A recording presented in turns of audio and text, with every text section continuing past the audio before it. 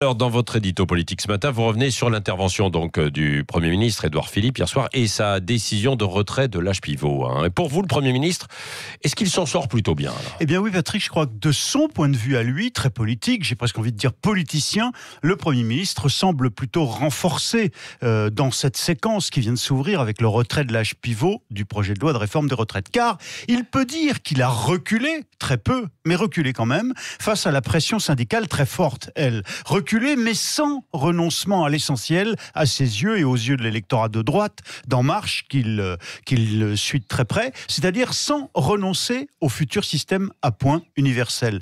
Et en obtenant par ailleurs des syndicats qu'ils acceptent le principe de mesures pour garantir l'équilibre financier du système des retraites dans les décennies qui viennent. Mesures qu'ils vont donc négocier dans la fameuse conférence de financement proposée par la CFDT et acceptée donc par Édouard Philippe. Le Premier ministre peut donc afficher concentration et sérénité, ce sont ses termes. Il a tenté de le faire hier soir aux 20h avec un peu de mise en scène, puisqu'il devrait réussir à obtenir la fin de la grève, même si ça ne va pas se faire en un jour, on va surveiller ça comme vous disiez, tout en montrant qu'il est un homme de compromis, plus souple que son mentor, Alain Juppé, autre temps, autre mœurs, et loyal surtout au président de la République qui souhaitait, lui, on l'a vu au vœu, qu'on en finisse vite. Je pense donc en effet que quoi qu'il advienne maintenant, même si ça se poursuit par exemple les grèves, eh bien Édouard Philippe a atteint le but politique qu'il s'était fixé, montrer qu'il peut discuter, qu'il peut réformer, mais sans renier ses principes, et ce pour s'imposer en leader à l'avenir de l'aile droite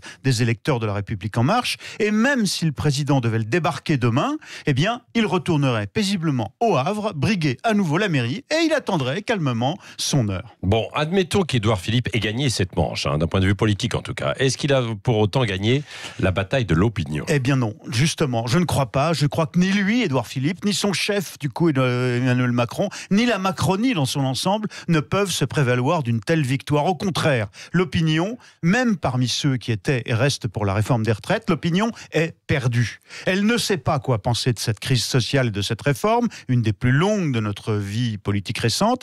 Certes, les sondages le montrent, les Français restent majoritairement, lourdement, je dirais, favorables à la fin des régimes spéciaux, comme le souhaite le gouvernement. Mais ils doutent fortement. Après ces 40 jours de grève, tous les compromis qui ont été faits avec certains régimes spéciaux précisément, après ces blocages, après ce que ça a coûté, et ils doutent de ce que sera la réforme. Les régimes spéciaux vont-ils vraiment disparaître ? La fin du calcul sur les meilleures années ne va-t-elle pas faire baisser finalement les pensions ?